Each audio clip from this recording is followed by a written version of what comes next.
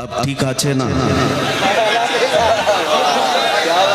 الحمدللہ الحمدللہ الحنان المنان الذي خلق الانسان وعلمه البيان والصلاة والسلام على رسوله سيد الانس والجان وعلى آله واصحابه ذوي الخير والإحسان اما بعد فأعوذ بالله من الشيطان الرجيم بسم الله الرحمن الرحيم فليحذر الذين يخالفون عن أمره أن تصيبهم فتنة أو يصيبهم عذاب أليم صدق الله مولانا العظيم۔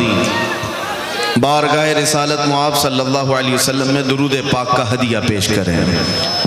اللہم صلی علی سیدنا و مولانا محمد معدن الجود والکرم وآلہ واصحابہ الکرام وابنہ الکریم وبارک وسلم صلاة دائمتا سرمدا ابدا۔ بنگال کی سرزمین، ہو سکتا ہے رات کی ٹھنڈی تو ہو مگر مومنوں کے دلوں میں کبھی عشق رسالت کی ٹھنڈی نہیں آ سکتی۔ سبحان اللہ۔ لہٰذا جتنی بلند آواز سے آپ نعرہ اور سبحان اللہ کہتے ہیں، عشق کا تقاضا یہ ہے کہ جب میرے مصطفیٰ کا ذکر آئے تو بلند آواز سے درود پاک بھی پڑھا جائے۔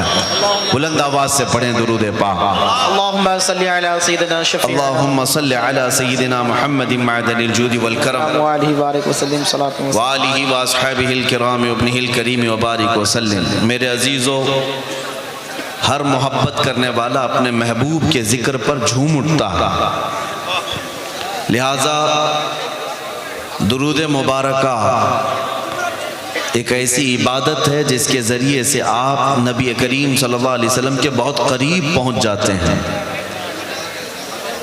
جب ذکر آ جائے میرے مصطفیٰ کا، لبوں کو بند نہ رکھو، بے اختیار حضور پر درود پڑھ لیا کرو۔ محفلوں کی چاشنی، محفلوں کا عطر بھی یہی ہے، ہماری روح کی غذا بھی یہی ہے۔ نبی پاک صلی اللہ تعالیٰ علیہ وسلم کی بارگاہ میں جس کا جتنا قرب ہوگا وہ درودوں کی برکت سے ہوگا۔ امام غزالی رحمۃ اللہ تعالیٰ علیہ نے لکھا ہے۔ بہرحال میں اپنی گفتگو کو آگے بڑھاتا ہوں یہ عرض کرتے ہوئے، یا رسول اللہ ابی و امی فدا کا یا رسول اللہ، تیرے عشق کی بدولت مجھے زندگی ملی ہے، تیرے عشق کی بدولت مجھے زندگی ملی ہے، میری بات بن گئی ہے تیری بات کرتے کرتے، ہے جو زندگانی باقی یہ ارادہ کر لیا ہے، تیرے منکروں سے آقا میں مروں گا لڑتے لڑتے۔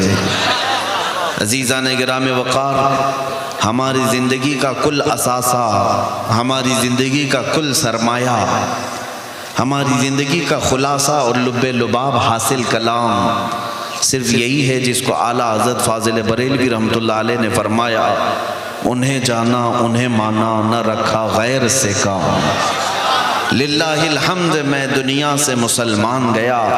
اور مرشد گرامی حضور تاج الشریعہ بدر الطریقہ رحمۃ اللہ تعالیٰ علیہ فرماتے ہیں، بلحوث سن، سیم و زر کی بندگی اچھی نہیں۔ بلحوث کس کو کہتے ہیں؟ خواہشات کا پجاری، اپنے خواہشات کے پیچھے بھاگنے والا۔ اور سیم و زر کیسے کہتے ہیں؟ سونا اور چاندی کو۔ حضور تاج الشریعہ فرماتے ہیں، اے خواہشات کے پیچھے بھاگنے والے، سونے چاندی کی غلامی اچھی نہیں ہے۔ بلحوث سن، سیم و زر کی بندگی اچھی نہیں، ان کے در کی بھیک اچھی، سروری اچھی نہیں۔ کل زندگی کا خلاصہ یہی ہے جو ہمیں ہمارے اسلاف سے ملا ہے، اور قرآن یہ کہتا ہے فَلْيَحْذَرِ الَّذِينَ يُخَالِفُونَ عَنْ أَمْرِهِ أَن تُصِيبَهُمْ فِتْنَةٌ۔ ایمان والوں کو یہ چاہیے کہ رسول کے حکم کی مخالفت کرنے سے بچیں، ورنہ کیا ہوگا؟ ان تصیبہم فتنہ او یصیبہم عذاب علیم، یا پھر یہ ہوگا کہ اگر تم رسول کے راستے کو چھوڑ کر چلو گے فتنے میں مبتلا ہو جاؤ گے یا دردناک عذاب میں گرفتار ہو جاؤ گے۔ دو چیزیں ہیں، سمجھ کر کے چلو۔ نبی پاک صلی اللہ تعالیٰ علیہ وسلم کو اگر چھوڑ دیا فتنے میں مبتلا ہوگے یا عذاب میں گرفتار ہوگے۔